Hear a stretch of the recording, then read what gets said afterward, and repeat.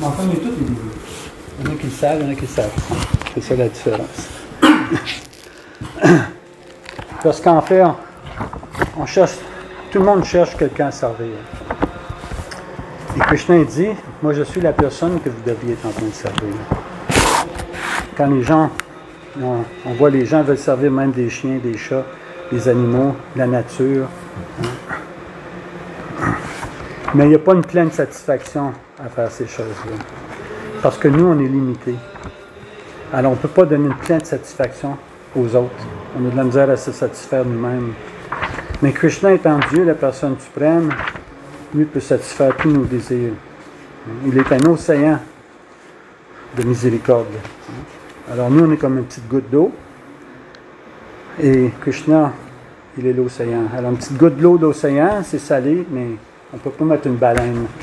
On ne peut pas mettre quelque chose d'immense dans une petite goutte d'eau. Alors, ici, on a un verset qui est ça, c'est correct de même? C'est le 13e chapitre, le 22e verset. La nature, le bénéficiaire et la conscience. On chante un autre mantra.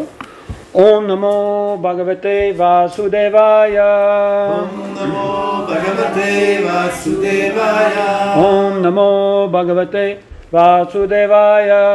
Om Namo Bhagavate Vasudevaya. Om Namo Bhagavate Vasudevaya. Om Namo Bhagavate Vasudevaya. Alors ce verset, ça veut dire j'offre mes hommages respectueux à Vasudev, qui est le fils de Vasudev, le père de Krishna. Son nom c'était Vasudev. Évidemment, Krishna aussi, son nom c'est Vasudev. Comme nous autres ici, on porte tout le nom de famille de notre père, généralement. Alors, Krishna aussi porte le nom de son père, Vasudev. Et on offre des hommages respectueux à cette personnalité-là. Et pourquoi qu'on offre nos hommages à cette personnalité-là? Premièrement, parce qu'il est Dieu. Et parce que nous, on cherche un refuge. C'est comme les gens qui viennent de d'autres pays, on dit que c'est des réfugiés. Les gens qui cherchent un refuge, ils viennent au Canada, ils viennent de d'autres pays, puis ils espèrent que la terre sainte du Canada va leur donner un refuge. Mais à chacun de nous, on cherche un refuge ultimement. Parce que notre situation ici, elle est temporaire. Elle n'est pas permanente. Alors, Krishna, il se décrit dans la Bhagavad Gita comme étant le seul refuge. Alors, ici, c'est un verset, on va lire l'étonnant reporté de Prabhupada. Purusha prakriti stohi bhunte prakriti jangunan karanam guna sangosya sadasat yoni janmasu. Je peux faire le mot à mot, si vous voulez. Purusha, l'être, prakriti, sta, étant situé dans l'énergie matérielle, qui, certes, bhunte, jouit, prakriti jan, produit de la nature matérielle, gunan, des gunas, et gunas, c'est les modes de la nature, l'ignorance, la passion et la bonté. Karanam, la cause. Krishna est connu comme Karana Karanam, la cause de toutes les causes. Guna Sangha, le contact avec les gunas. Asya, de l'être. Satasat, dans de bonnes ou mauvaises yoni, espèces vivantes. Janmasu, dans la naissance. Sadasat, c'est aussi des fois, c'est dit permanent et temporaire. Alors ici, c'est plus décrit dans de bonnes et mauvaises. Alors c'est comme le yin et le yang. Il y a comme une contradiction ou un opposé de un à l'autre. Un est temporaire, l'autre est permanent. Un est bon, l'autre est mauvais. Et ça, c'est la réflexion du monde matériel. Il y a toujours quelque chose qui est bon, quelque chose qui est mauvais, parce que c'est un monde relatif. C'est pas un monde absolu. Le monde absolu, tout est parfait. Mais dans le monde matériel, tout est relatif, qui veut dire relatif à nous-mêmes. C'est comme là, on finit l'hiver, on ne pouvait pas aller se baigner, l'eau est trop froide, parce que c'est relatif à nous. Mais quand la chaleur va venir cet été, bien, on va vouloir se baigner. Ça va être relatif à nous encore. L'eau n'a pas changé, mais nous, notre perception de l'eau change. Dans le monde matériel, des fois, on se trouve dans une situation du compte, c'est super, c'est extraordinaire, j'ai tombé en amour, j'ai trouvé la femme ou la personne de ma vie, puis 5 ans plus tard, c'est le divorce. Puis là, c'est plus la personne qu'on a trouvée.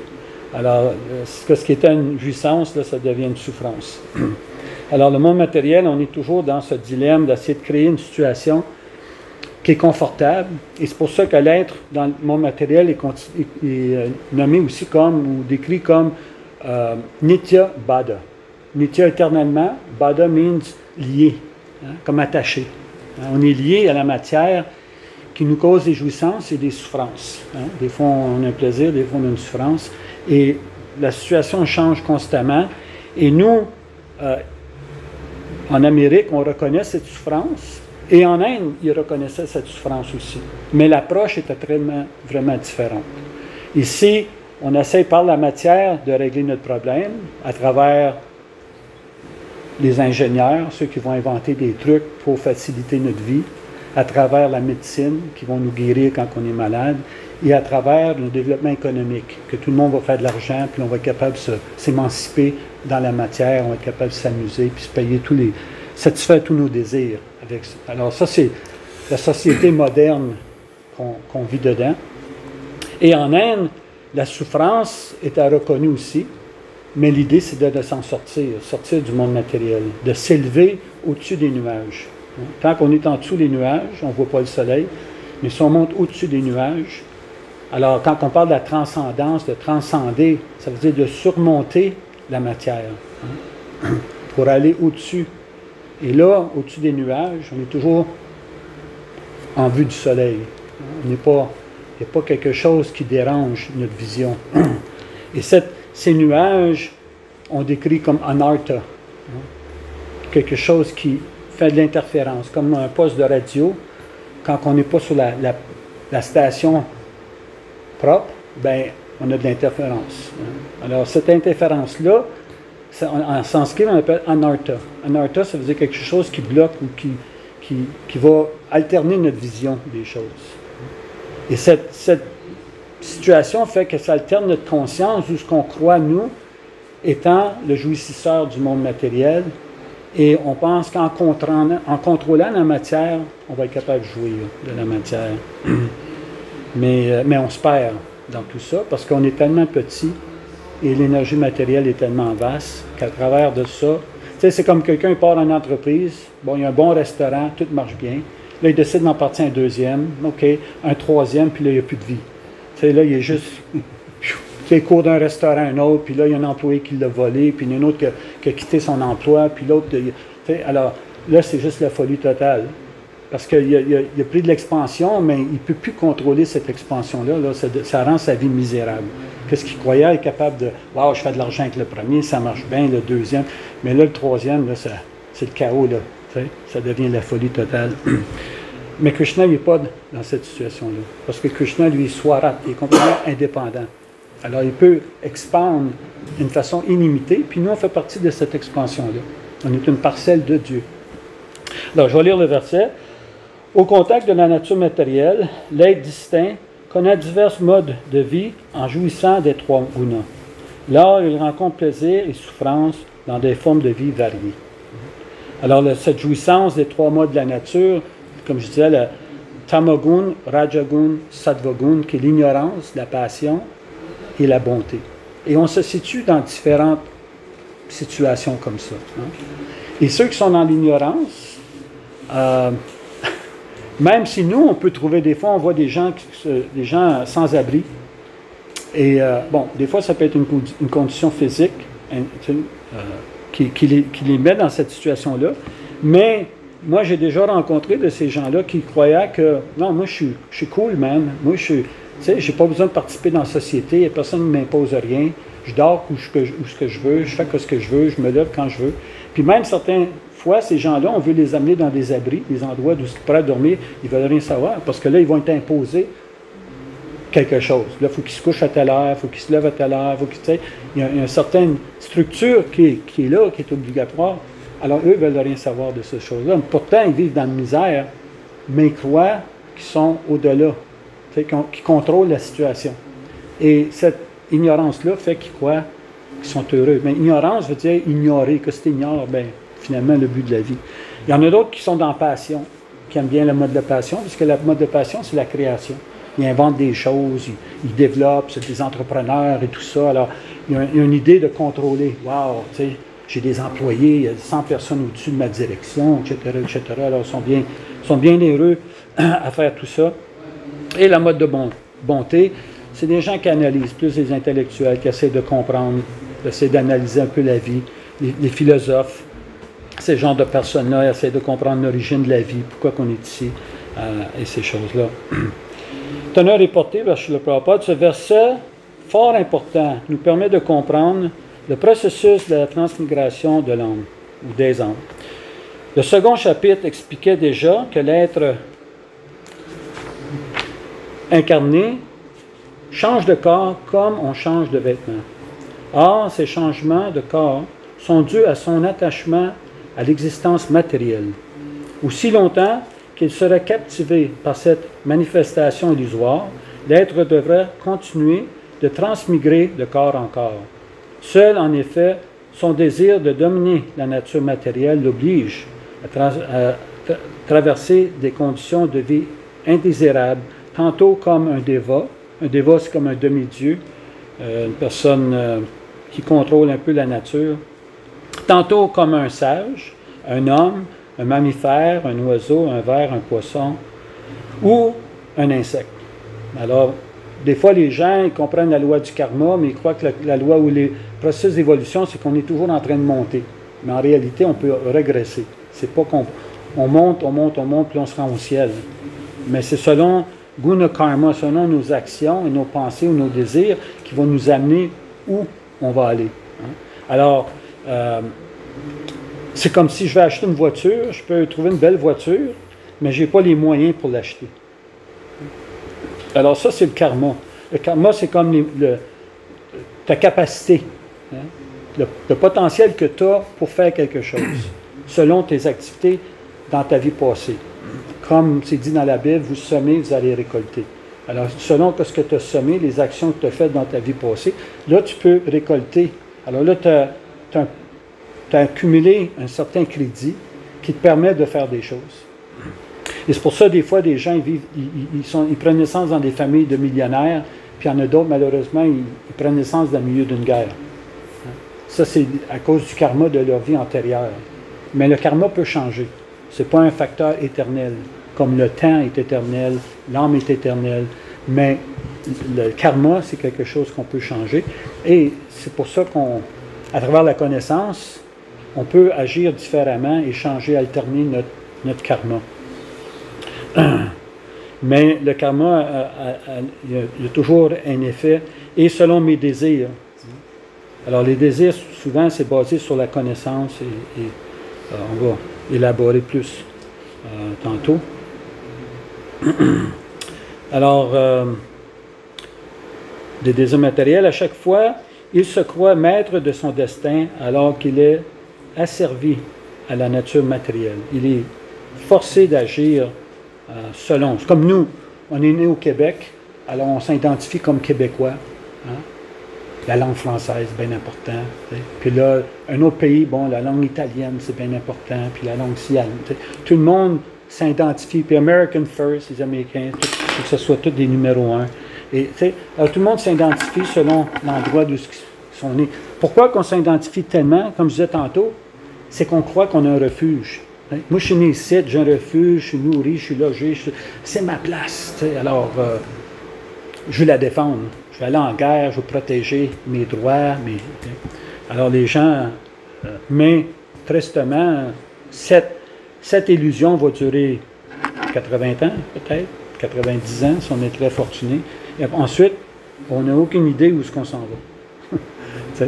On était contre les Anglais, mais là on vient prendre naissance comme l'Anglais, puis on contre les Français. Parce qu'on s'est absorbé tellement dans ça, que là, notre conscience est transférée à cet endroit-là.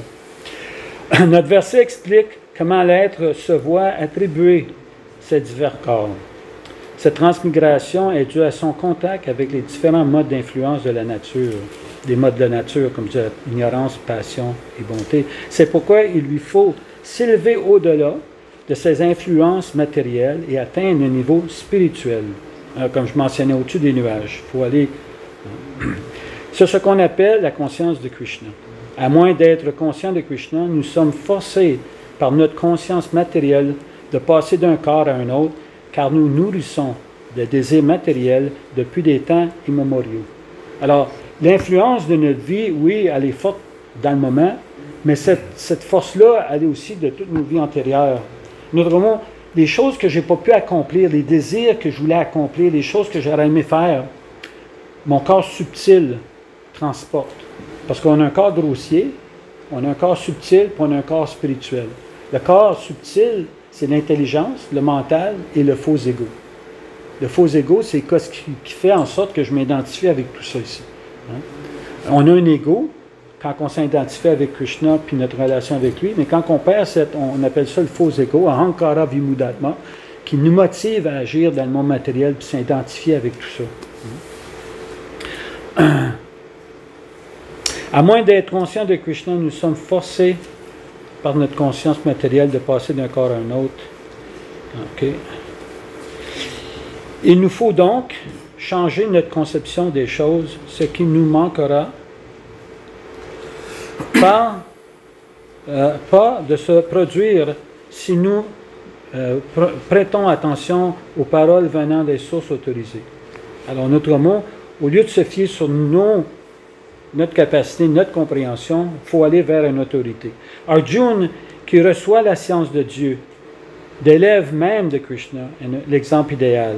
Si l'être conditionné accepte d'écouter comme il se doit, de perdre son désir si longtemps entretenu, de dominer la nature matérielle et graduellement, en proportion de l'amoindrissement de ses désirs malsains, il connaîtra le bonheur spirituel.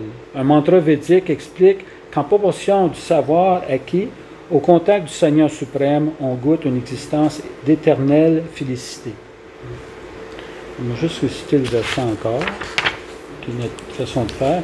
Au contact de la nature matérielle, l'être distinct connaît divers modes de vie en jouissant des trois gunas. Lors il rencontre plaisir et souffrance dans des formes de vie variées. Alors Krishna essaie d'expliquer à Arjuna, ici, dans ce chapitre, un peu la nature du monde matériel et l'emprisonnement que l'être se voit coincé ici. Là,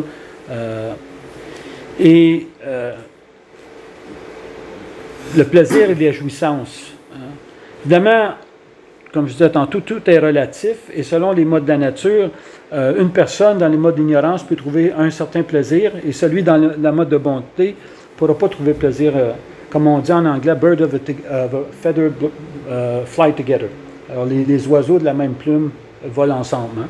Alors, ceux qui sont dans vertu, ils ont de la misère à s'associer avec ceux qui sont dans l'ignorance, puis ceux qui sont dans l'ignorance, ils ont de la misère à s'associer avec...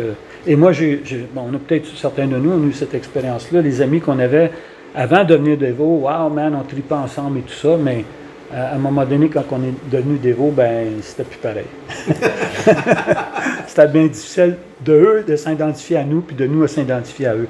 Hein? Parce que nos valeurs, notre connaissance, nos choses, notre point de repère avait changé. Hein?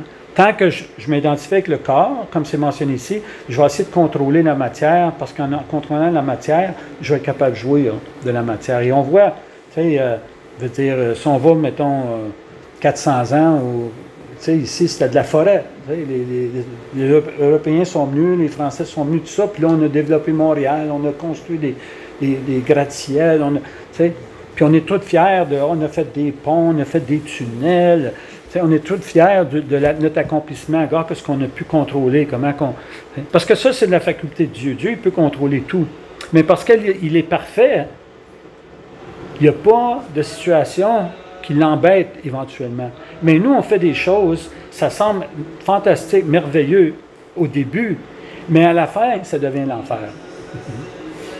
Et là, comme là, vers 60 ans, plus ou moins, on a inventé la voiture, c'était une affaire fantastique et tout. Puis aujourd'hui, c'est juste un casse-tête. Hein? Ici, la mère plante, là, elle nous met des sens uniques, tu sais, 3 sens uniques pour pas qu'on peut conduire, puis tu arrives un an, tourne ici, tourne là, tu peux plus, faut que tu montes. Tu sais, pourquoi? Ben, pour essayer de décourager le monde de venir à Montréal avec des voitures. Tu sais, prenez le transport en commun, tout ça, puis les voitures électriques. Puis, tu sais. Mais tout ça, ça existe pourquoi? Parce qu'on a un désir de jouir de la matière, tu sais. Et nos ancêtres, ceux qui vivaient ici, les colons, on pourrait dire, les gens du début, ben, il y avait leur terre, ils cultivaient leur terre, il y avait leur nourriture, il n'y avait pas besoin de se promener partout. Mais pour développer l'économie, si on veut développer l'économie, il faut que les gens soient dépendants. Hein? Si tu as tout, toi, je ne pourrais rien te vendre, hein? Mais je t'enlève tes moyens, là, je vais être capable de te vendre. Alors là, si tu ne cultives plus ta terre, bien là, tu vas falloir que tu achètes mes légumes. Hein? Si tu n'as plus une vache et un bœuf pour cultiver pour ton lait puis cultiver la terre avec ton... Bien là, il faut que tu achètes un tracteur.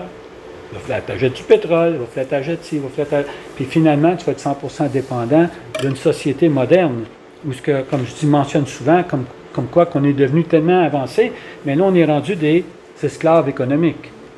T'sais, si quelqu'un ne fait pas d'argent, surtout de nos jours, je pense la moyenne des Canadiens sont endettés, le gouvernement est complètement endetté. Alors, parce qu'on vit au-dessus de nos moyens, mais ce désir de vivre au-dessus de nos moyens, c'est la concupiscence. T'sais. Avant, bon, les gens achetaient selon leurs moyens, mais avec le crédit, le monde peut acheter toutes sortes d'affaires, puis ils vont le payer plus tard. Mais tu vas le payer plus tard à 10, 15, 20 d'intérêt. T'sais. Alors finalement, la marchandise que tu as achetée, elle va te coûter le double. Parce que tu n'as pas eu la patience d'attendre, accumuler l'argent, ou peut-être pas l'avoir, ce désir-là, de l'acheter en premier. Et là, la publicité nous bombarde constamment que si tu n'as pas telle affaire, c'est la fin du monde. Tu vas être misérable. Ça te manque. Mais pourquoi tout ça, c'est là? C'est que les gens ont un vide. Ils ont un vide spirituel. Ils ne savent pas qui ils sont. Ils ne savent pas ce qu'est le but de la vie. Ils sont complètement dans l'ignorance dans ces domaines-là. Mais quelqu'un qui sait qui ce qu'il est, que moi je suis un être spirituel, si on commence juste ça comme fondation, si je suis un être spirituel, quelle matière peut vraiment me satisfaire? Comment que la matière qui n'est pas de ma nature va me satisfaire? Tu sais? C'est impossible. C'est comme nous, on sort et on aime des gens de notre espèce. Tu ne maries pas un chien ou un chat. Tu veux dire? Tu maries un autre être humain. Ça ne se mélange pas. Tu sais? Alors, nous, c'est un peu ça. On est comme de l'huile ou de l'eau. On essaie de brosser ça, mélanger les deux. Mais ça ne marche pas parce que l'huile et l'eau ne se mélangent pas. Alors, aussitôt que tu laisses ça, ça monte à surface. Puis c'est pour ça que les gens sont toujours agités. Parce que la minute l'huile monte à surface, ils commencent à questionner c'est quoi la vie, qu'est-ce que je fais ici, qu'est-ce qui se passe au moment de la mort. Puis là, ils paniquent. Alors là, ils retombent dans l'ignorance à boire, s'intoxiquer, puis brasser l'affaire pour essayer de... Puis la société nous force à toujours constamment brasser pour que les gens n'ont jamais le temps d'être un peu vertueux, puis avoir une réflexion personnelle, puis dire, bien, qu'est-ce que je suis en train de faire de ma vie, vraiment, là? C'est que c'est vraiment je suis en train d'accomplir. OK, je travaille fort, je fais de l'argent, bon, j'ai fait ci, j'ai fait ça, j'ai été fait du ski, patati, patata, mais ultimement, tout ça aboutit à quoi? Tu sais? Et la culture védique, comme je disais, la culture qui venait de l'Inde, c'est ça qui eux, se préoccupaient. Tu sais? Pas juste de la décoration extérieure. Oui, c'est beau avoir de la belle décoration, mais si ta maison n'est pas sur une fondation solide, tout va craquer. Il faut que tu bâtisses au moins la structure de la maison doit être bonne. Le reste, bon, ben, si le mur est bleu ou rouge ou ci ou ça, ou tel lustre. Mais nous, on se préoccupe juste de la décoration, puis l'essentiel de notre vie, personne ne sait c'est quoi. Si tu demandes aux gens, c'est quoi le but de la vie? Je ne sais pas, peut-être boire une bière, regarder le hockey, mais c'est pas vraiment ça. Là. Alors, ces choses-là nous occupent temporairement, mais on est toujours assoiffé parce que ça ne nous satisfait pas assez longtemps qu'un an plus tard, là, il faut faire quelque chose d'autre. Et toutes ces choses-là qu'on doit faire, ça coûte de l'argent. Hein? Il n'y a rien de gratuit. Alors, les gens font toutes sortes de choses. Ils vont dans un restaurant, ils vont au hockey, c'est bien, mais ils doivent travailler énormément pour tout maintenir toutes ces choses-là qui font en sorte que la plupart des gens sont endettés. Puis Puis si une personne manque un salaire d'une semaine, c'est la panique. Ils n'ont rien derrière eux. Ils n'ont pas mis rien de côté. C'est juste dépenser, dépenser. Puis quand les gens... ils discutaient avec un Africain à un moment donné, qui venait plus ou moins d'arriver au Canada, au Québec, puis il lui demandait qu'est-ce que tu trouves vraiment différent du Canada ou du Québec, de l'Afrique. Bien, il disait, je trouve différent, c'est que les gens ici, quand ils n'ont rien à faire, ils vont dans les magasins puis achètent des choses. Ils n'ont rien besoin, mais c'est comme un passe-temps d'aller juste acheter nos paires de souliers aussi ou ça, des affaires qu'on a déjà, mais on achète un autre, juste pour se distraire, pour agrémenter notre vie. Alors, mais malheureusement, toutes ces choses-là, le désir de contrôler les modes de la nature, fait en sorte qu'on n'est pas vraiment satisfait. Alors Krishna ici, il dit que si vraiment on veut une satisfaction, il faut surmonter les modes de la nature. Il ne faut pas simplement être dans le sattva guna, mais il faut être sous de sattva. Parce que sattva guna, la vertu, c'est bien, mais elle peut être quand même influencée par la passion puis l'ignorance. Mais sous de sattva, c'est la pure. C'est pas juste être dans la vertu, mais la pure vertu, la transcendance. Où ce on connaît qui je suis. Moi, je suis un être spirituel, et comme être spirituel, c'est quoi ma fonction? Alors, ma fonction, c'est de servir. Mais servir qui? Servir Dieu. Parce que lui est le seul qui est digne de mon service. Pourquoi je ferais ma personnalité, mon service à d'autres qui ne sont pas dignes de ça? Tu sais? Je devrais trouver la meilleure personne à servir, puis là, servir cette personne-là. Pourquoi je m'embarquerais avec quelqu'un qui n'est pas digne de mon service, qui n'est pas reconnaissant de mon service? Et Krishna, il est le seul qui peut accomplir ceci. Et quand on s'implique dans la connaissance spirituelle, en commençant à dire, OK, j'accepte, je suis un être spirituel, je suis un homme spirituel, je ne suis pas le corps matériel. OK.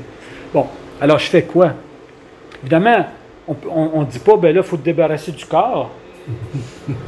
C'est pour ça qu'on dit. Parce que le corps, en sanskrit, s'appelle vastu. Vastu comme un bateau. Vastu, ça veut dire une chaloupe. Et une chaloupe, on part d'une rive, puis on s'en va avec la chaloupe, puis on traverse, puis on arrive à l'autre rive. Alors, le corps, surtout le corps humain, pas les animaux, eux, ils n'ont pas la capacité, mais nous, on a cette capacité, on a évolué de différentes espèces végétales, animales, et là, on est à la forme humaine, où ce vastu, ce corps ici, peut, s'il est bien dirigé, par un bon capitaine, puis si on a les vents favorables à nous, on peut traverser l'océan du monde matériel. Et le capitaine du bateau, c'est le maître spirituel, qui nous guide. Les vents favorables, c'est les Védas, qui nous donnent une connaissance, qui amène cette connaissance, ce vent qui nous aide. Et là, on peut partir de la rive matérielle et aller à la rive spirituelle. Et une fois qu'on est dans la rive spirituelle, là, on va trouver notre vraie place, notre vrai habitat. Et là, on ne sera plus angoissé, on ne sera plus stressé, on ne sera plus craintif. Toutes ces choses-là on a toutes ces choses-là, pourquoi? Parce qu'on n'est pas permanent dans le monde matériel. Ce n'est pas notre place. Et toutes ces choses-là, c'est en fait des symptômes de la réalité qu'on n'a pas d'affaire ici. Alors oui, on peut prendre des pilules, on peut avoir un psychiatre, on peut faire toutes sortes de choses, mais la réalité, c'est que je ne suis pas censé être ici. Tu sais? Ce que je fais dans le monde matériel, ce n'est pas ma place. Je suis censé être dans le monde spirituel. Alors quand on comprend ça, qu'on est un homme spirituel, que notre place est dans le monde spirituel et que le monde matériel c'est temporaire, ça amène à bail. Ça amène un état de conscience. À bail veut dire un soulagement où ça enlève toutes nos craintes, ça enlève toutes nos peurs, toutes nos anxiétés, automatiquement. Parce que là, on commence à être bien situé. OK, c'est ça la réalité ici. Là. OK, bon. Alors comment, là c'est bien, je connais ça. Ça s'appelle Gyan. Gyan veut dire une connaissance. Mais là, comment je vais amener le Gyan à Vigyan, à le réaliser? Ça, c'est en m'appliquant. Si je m'applique, tu sais, c'est comme tu peux étudier la théorie de la natation. Mais ça commence vraiment quand tu embarques dans l'eau. Tant que tu es juste sur le bord de la piscine, oui, tu peux discuter de bien des affaires, mais c'est quand tu embarques dans l'eau que là, OK, là, as-tu appris ta leçon? Sais-tu vraiment comment nager? Conduire une voiture, c'est un peu pareil. Alors, la garde, c'est oui, j'accepte ces choses-là, en principe, mais là, comment je vais les appliquer dans ma vie pour comment je vais embarquer dans l'eau, comment je vais les réaliser, ces choses-là, comment je vais les pratiquer. Alors, il y a différents chapitres dans la Bhagavad Gita, là, on est dans le 13e chapitre, mais d'autres chapitres, Krishna il dit Yat karosi yadashnasi, Yat jahosi dadasiyat, Yat tapasyasi kunteya matpurusham marapanam. Une des choses, c'est toute l'activité qu'on fait, on devrait essayer de relier ça à Krishna.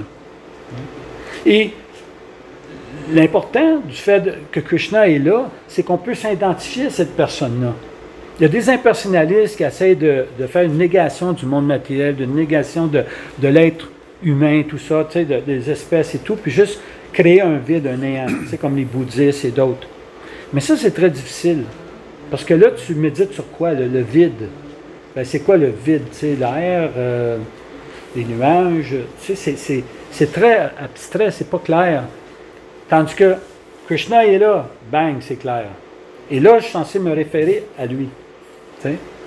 C'est comme, tu travailles dans une entreprise, puis il n'y a jamais de boss. Tu sais? Puis la minute que tu as quelque chose, tu ne peux pas te référer à personne parce qu'il n'y a pas personne en charge. C'est le chaos. Tu sais? Tu t'attends, OK, hey, je vais aller voir le boss, puis lui, il va répondre à ma question, puis il va me dire comment ça marche, qu'est-ce qui se passe, puis, tu sais. Mais là, quand il n'y a pas personne en charge, tout le monde dit, ben moi, je ne suis pas en charge. Moi, je ne suis pas en charge.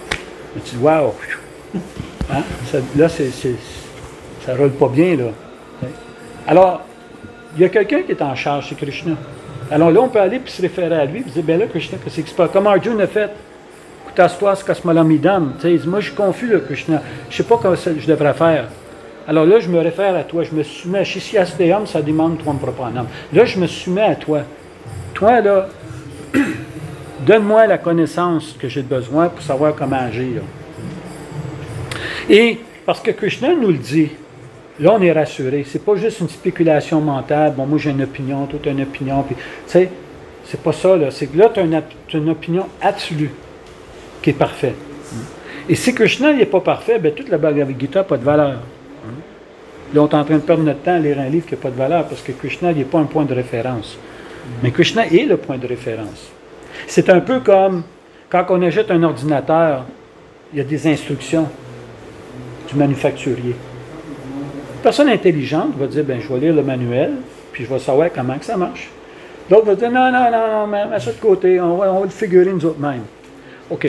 Ben, tu as des grandes chances de faire sauter l'appareil, si tu ne sais pas comment que ça marche. T'sais. Ou de ne pas avoir le plein potentiel de l'instrument que tu as dans les mains. C'est comme ces cellulaires. Là. Quand on change de cellulaire, c'est toujours un problème. Parce qu'ils ont changé toutes les fonctions, puis ça ne marche plus comme ça. Puis là, ce bouton. Alors là, tu dis, OK, là, faut que soit je vais aller à la boutique, ils vont m'expliquer, ou je vais essayer de prendre le manuel pour essayer de comprendre, ou je peux jouer avec, puis finalement, je vais le figurer. Mais c'est beaucoup plus simple d'aller voir quelqu'un qui connaît l'appareil. Moi, souvent, quand j'ai un problème, je vois, tu sais, à ma Fido, puis les autres, le petit jeune, il tic, puis dans 2 secondes, il m'explique toute l'affaire. Ce qui m'a pris 2 jours à le figurer moi-même, puis des fois, tu rentres dans des affaires, puis où je suis perdu, c'est pas ça que je voulais faire. On a toute cette expérience-là avec les ordinateurs et tout, il y a toutes sortes de programmes, là, tu te demandes ce que tu es rendu. Alors, on a une personne de référence, Krishna. Pourquoi qu'on ne se référait pas à lui? Hein? Que tous les sages de l'Inde sont référés à lui. C'est-à-dire, en Inde, il y a 4, même 5 écoles, on pourrait dire, philosophiques. T'sais? Nous, on fait partie du Brahma Gauriya Sampradaya, mais tu as aussi les Kumara Sampradaya, tu as le Shiva Sampradaya ou Rudra Sampradaya, tu as le Lakshmi Sampradaya, et tu as le Sankaracharya, qui est un impersonnaliste, mais même lui, il a dit Bhaja Govinda, Bhaja Govinda, Bhaja Govinda, Mudamate. Que Mudamate veut dire les sots, les gens qui ne sont pas bien intelligents, tout de même adorer Krishna. T'sais. Alors, tout le monde révèle que Krishna est la personne suprême, la personne de référence. Alors, nous, on devrait se référer à Krishna, et en se référant à Krishna, on va voir les résultats. Ce n'est pas quelque chose qu'il faut attendre dans notre prochaine vie, ou dans 10 ans, ou dans 50 ans, mais immédiatement, on va commencer à voir la différence.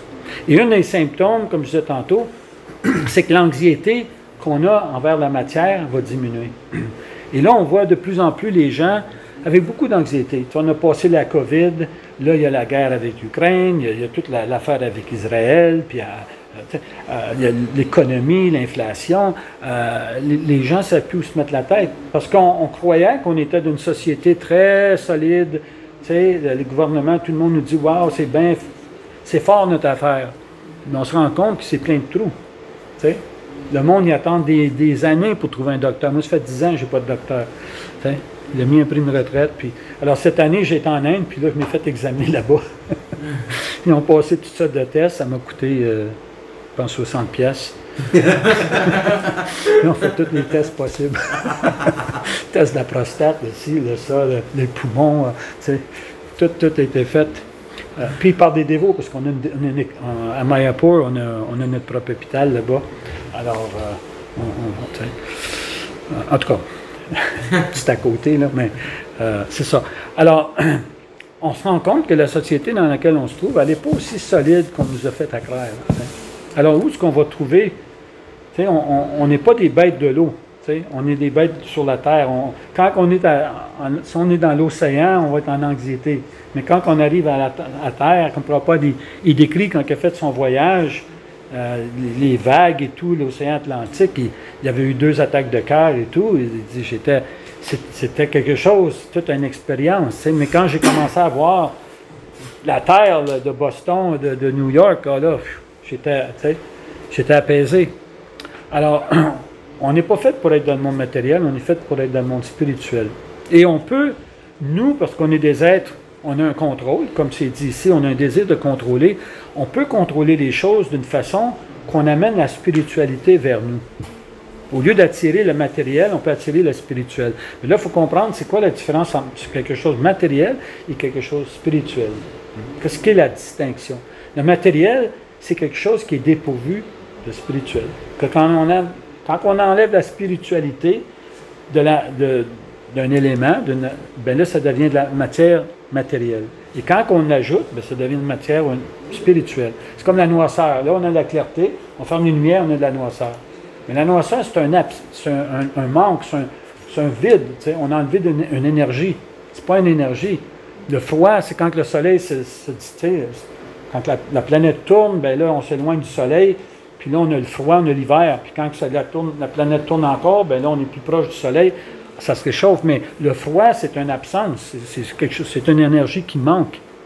Alors, la matière, c'est l'énergie spirituelle qui manque. Et c'est pour ça qu'elle est temporaire. Elle est animée seulement quand l'âme est présente. Comme moi, si mon âme sort, là, ben, j'ai trouvé quelqu'un mort ici, là, en train de décomposer. Et qu'on soit spirituel ou religieux, je l'ai mentionné ça déjà, spirituel, religieux ou même athée, tout le monde doit reconnaître qu'il y a une différence entre quelqu'un vivant et mort. On sait la différence entre les deux. Une personne qui est morte, on voit la différence entre quelqu'un qui est vivant.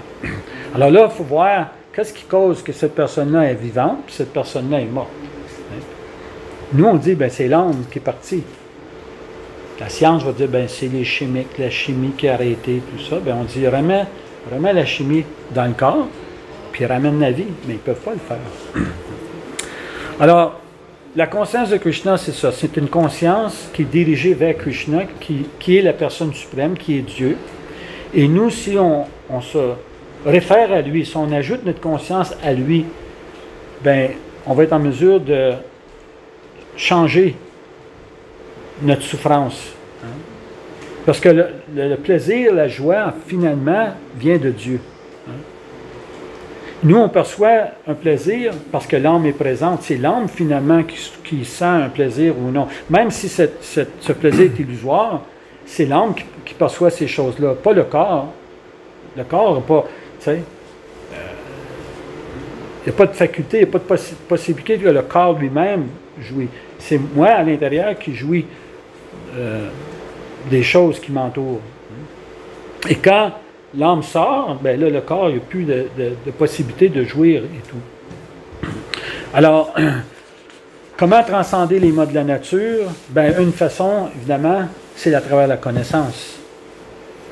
Si je connais, comme je disais tantôt, si je connais, je suis un être spirituel, je ne suis pas la matière, alors là, au moins, je ne serai pas porté à vouloir stimuler mon corps d'une façon excessive.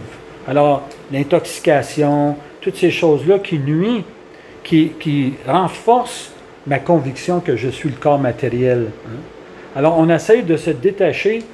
Alors, on suit 4 principes. Pas d'intoxication, café, thé, toutes ces choses-là. On ne mange pas de chair, de poisson, de poulet, tout ça.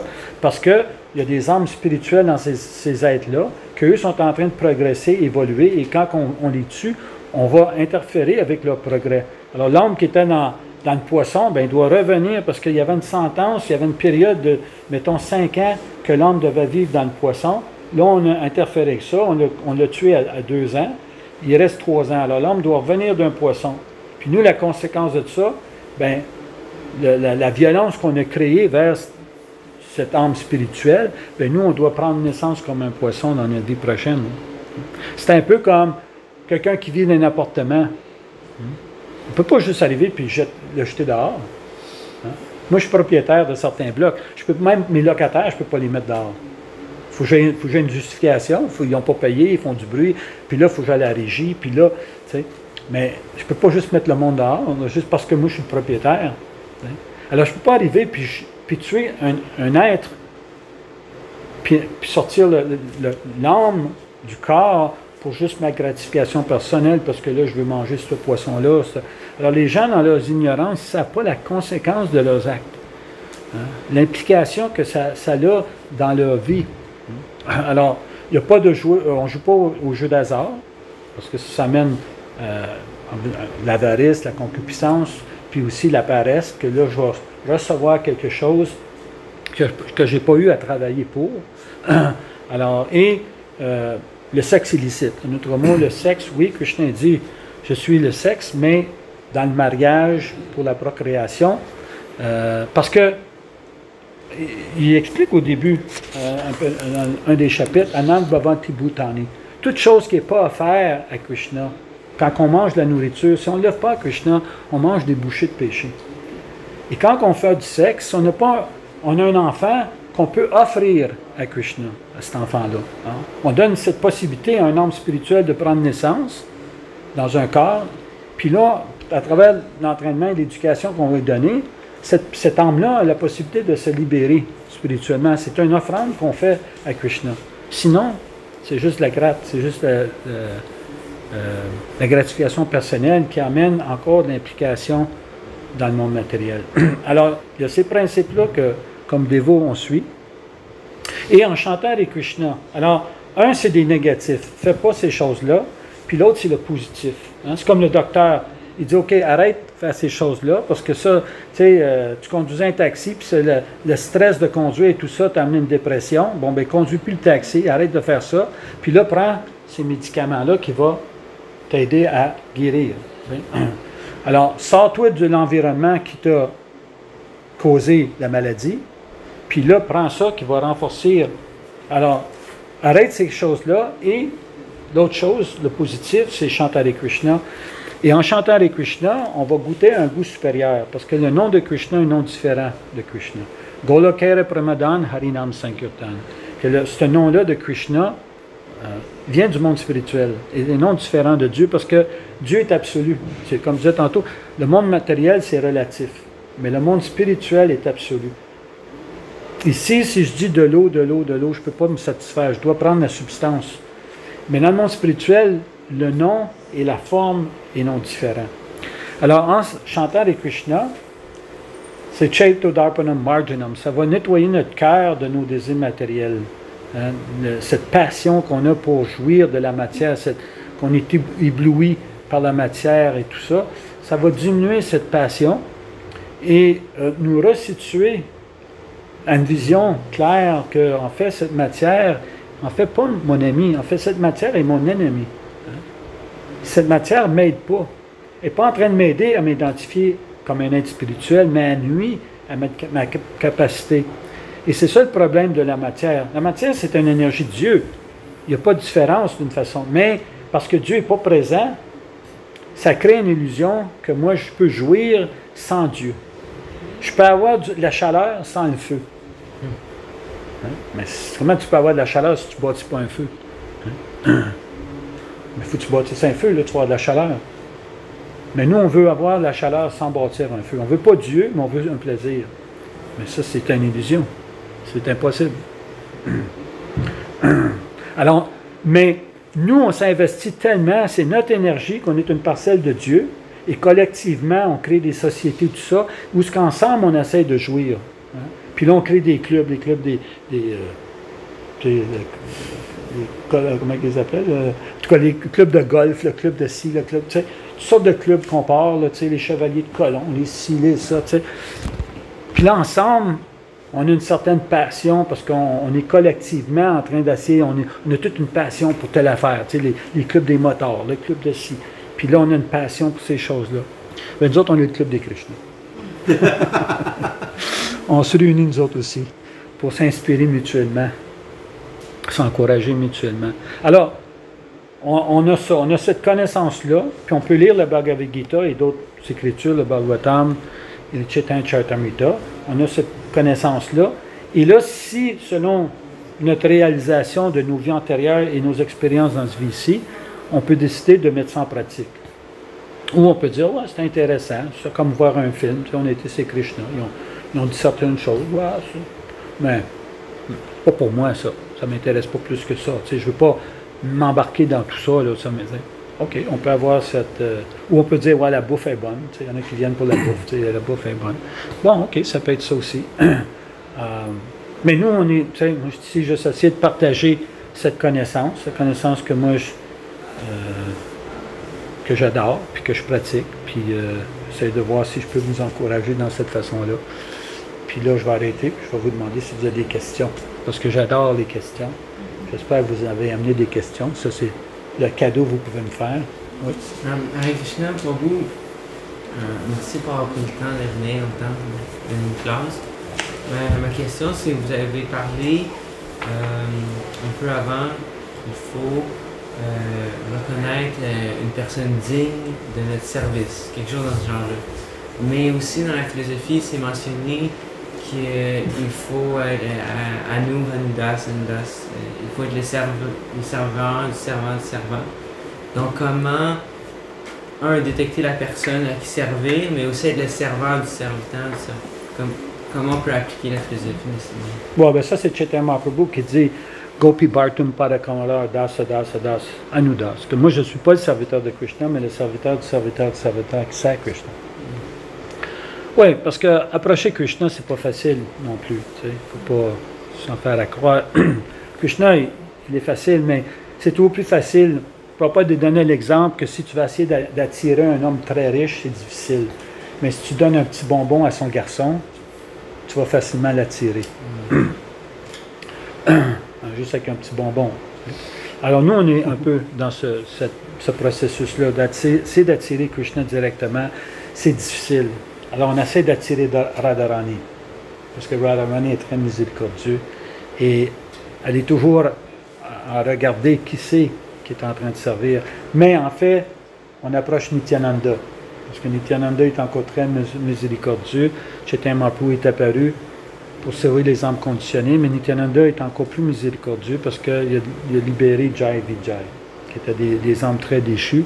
Et quand Nityananda a voulu leur prêcher, leur expliquer des choses, ils ont pris un pot puis ils l'ont brisé sur la tête de Nityananda. Et là, il y a du sang qui est venu, puis Chaitanya Mahaprabhu est venu pour leur couper la tête. Mais Nityananda l'a arrêté. Il a dit, dans cet âge-ci, tu ne viens pas avec les astras, qui est les armes, mais tu viens avec les shastras, les écritures. Alors, c'est ça ton arme dans l'âge de Kali. Alors, c'est certain, puis c'est plus facile parce que là, on peut se référer à une personne qu'on peut, tu sais, parce que Krishna, on n'a pas la vision pour le voir, tu sais. On peut le voir sous la forme des déités, mais de servir Krishna directement, dans toute sa splendeur, c'est difficile. Tandis que ça, on rencontre un homme spirituel, une personne qui est dédiée à la conscience de Krishna, on peut vouloir le servir, puis à travers lui, il va partager des expériences, puis sa conviction qui va être très bien pour nous aider nous-mêmes. Alors, il faut trouver une personne qui est dédiée à Krishna et qui vit la conscience de Krishna lui-même. Et même, tu sais, Arjuna, il pose cette question-là. Tu sais, qu'est-ce qui est la personne qui est spirituelle, comment qu'elle mange, comment qu'elle dort, qu'est-ce qu'elle fait exactement. Tu sais. Alors, comme je disais tantôt, il y a de Karosi Dashnasi, mais aussi Mashita Magata Prana Bodhayan. Tu sais, quelqu'un qui est toujours absorbé dans Krishna. Tu sais. Alors, il faut essayer de trouver une personne qui est de cette nature-là, qui aime Krishna finalement. Qui n'est pas comme Krishna aussi dit à Arjuna, Bhakto Sime Sakacheti Rahasyam Yetaru. Parce que tu es mon dévot, puis tu n'es pas envieux de moi. Alors, c'est pour ça que je te révèle la Bhagavad Gita. Arjuna n'était pas un sannyas, il n'était pas un maître spirituel, il n'était pas un brahman même. Il était un kshatriya. Mais Krishna a révélé, c'est pas que dans le temps, le 5000 ans, il n'y avait pas des grands sages, puis il n'y avait pas des sannyas, il y avait, tout était là. Mais pourquoi qu'il révèle à Arjuna? Parce que Arjuna était un dévot, puis il n'était pas envieux de Krishna. Alors, ça, c'est les deux critères. Alors, il faut trouver quelqu'un qui est un dévot, qui aime Krishna. Et quand on aime quelqu'un, ben on est toujours en train de penser à cette personne-là. Comme moi, si j'aime mon épouse, je marche devant un magasin, je vois une boucle d'oreille. Ah, ça serait bien mon épouse. C'est des boucles d'oreilles, mais moi, je fais pas je regarde ça en référence de mon épouse, parce que j'aime mon épouse. Alors, quand on aime quelqu'un, on est toujours en train de faire référence, tout ce qu'on va voir, hein, on va le faire en référence de ça. Va dans les bureaux, là, tu vas voir tout le monde a une photo de leurs épouses, ou leur mari, ou leur famille sur le bureau. Ils travaillent, mais en fonction de ça, parce que c'est ça qu'ils aiment. Sinon, qu'est-ce qui les motive? Alors nous, parce qu'on aime Krishna, on fait toutes les choses en fonction de Krishna. Alors quand on voit les choses, on ne les voit pas d'une façon de vouloir exploiter, mais d'une façon de dédier. Comment qu'on va offrir ça à Krishna? On voit des belles fleurs, hein? OK. On peut les offrir à Krishna, on voit telle chose, on voit je vais aller acheter des légumes, des fruits, tout ça, ça va être capable de faire une belle offrande à Krishna. Alors c'est un peu comme, tu sais, comme on a un ami, quelqu'un qui vient visiter chez soi. On l'accueille, on est content de le voir, on s'occupe de lui. Si on faut aller travailler, on lui explique, ben là, je m'en vais travailler, je vais revenir à 5 heures, là, les clés de la maison, il y a ça dans le frigidaire, il y a ça. Tu sais, on est très attentif envers pourquoi? Parce qu'on aime notre invité.